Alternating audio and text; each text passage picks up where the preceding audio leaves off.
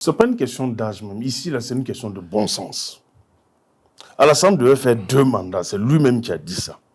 Il devait faire 2 mandats et céder le fauteuil. Et actuellement, nous devions être au 2e mandat de Guillaume Soro.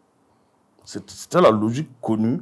C'était le croquis, l'architecture établie en son temps.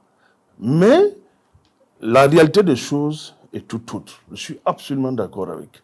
Mais Alassane ne peut pas, en aucun cas, il ne pourrait être candidat en Côte d'Ivoire.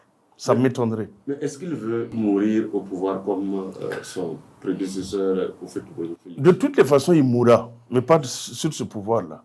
Plutôt qu'on va, ce que je disais la dernière fois, il faut le maintenir pour qu'il voit les dégâts qu'il a commis plus tôt. Les 42 000 milliards qu'il a contractés pour juste faire des ponts et faire des photos là, et il faut qu'il voit ça de l'œil.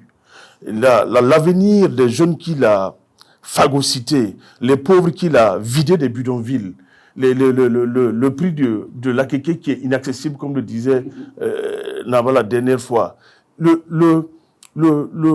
Côte d'Ivoire, notamment Abidjan, vit sur un faux rythme. Ce n'est pas le niveau de vie réel de la Côte d'Ivoire. Ils ont tellement dopé le niveau de vie que les gens se sentent aux États-Unis.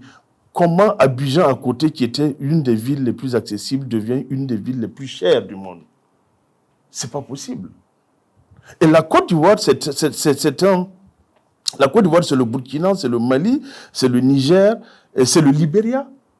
C'est nos communautés la Côte d'Ivoire, c'est à nous tous. Nous devons tous nous lever pour qu'on ne casse pas cette Côte d'Ivoire-là, parce que nous allons tous payer le prix. Parce qu'une rébellion ne nous arrange pas. Et qu'il y ait, je ne sais pas, la dernière fois, c'était près de 80 morts. Cette fois-ci, il y aura combien?